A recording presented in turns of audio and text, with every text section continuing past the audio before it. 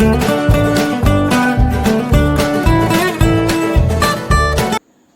children, hope you are all safe and happy. Last class we learnt about the interior of the earth. Today we are taking a further look into our wonderful planet, the earth, the movements of our earth. Yes, our earth moves as you all know, but the crust also moves. Surprised? But children, it's really awesome, isn't it? You may wonder then, why don't we all move? How come we are standing still? So many questions. Come on, let's try to solve a few.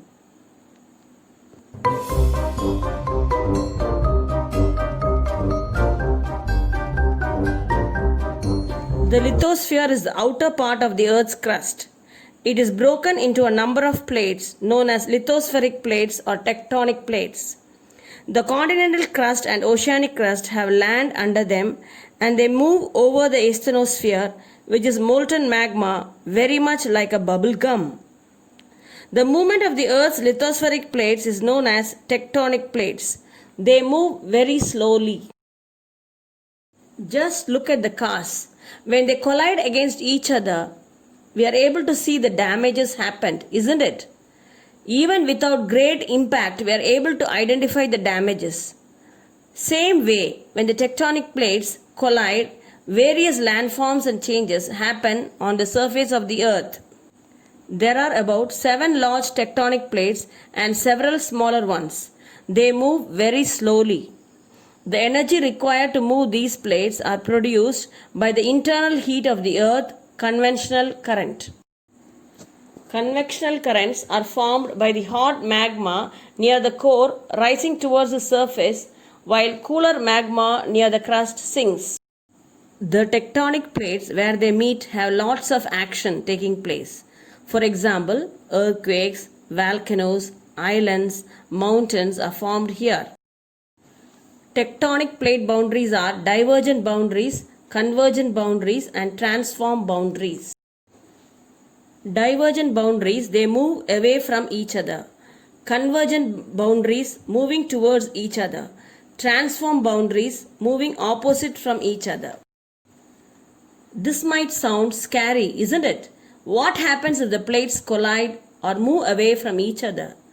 But children, this is happening every second in our planet. Now let's see convergent boundaries. Folded mountains are formed here. When two continental plates move towards each other or collide, folding happens. So mountains, hills are formed. Our great mountain ranges, the Himalayas and the Alps, are formed this way. They are said to be growing every year because the plates move towards each other.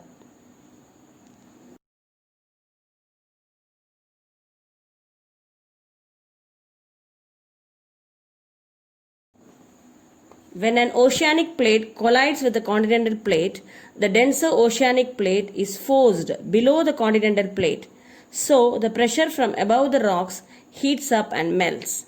This forms volcanic mountains along the continent's edge.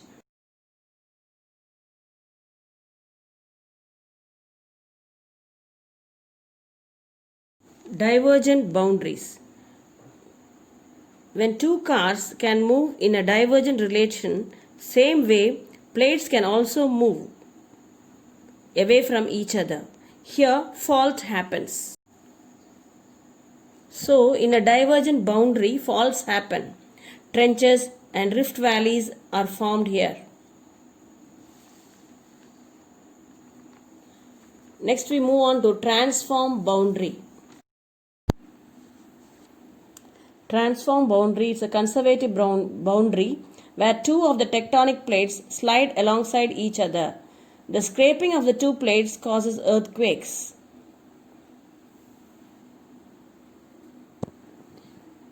At transform boundary, no new crust is created and there is no subduction of plates. Earthquakes are formed here. Due to these movements, changes occur on the Earth's surface. Volcanoes and earthquakes are formed here. a small activity. You try this.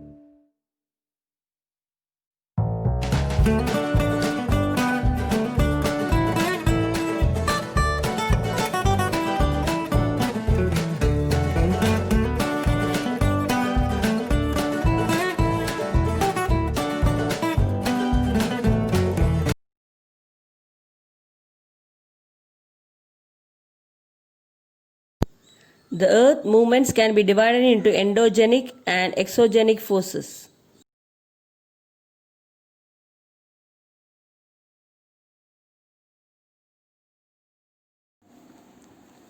Endogenic forces. Endo means inside and genic means origin.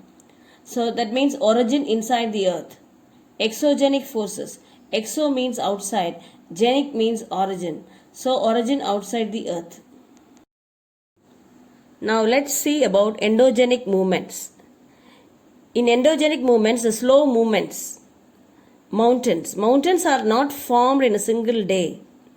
It may take many years because of the slow movement of the tectonic plates. Sudden movements. Earthquake, volcano, landslides. They are formed because of a sudden movement. It causes mass destruction. Exogenic forces. These are forces which have their origin outside the earth. River, wind, lakes come under this.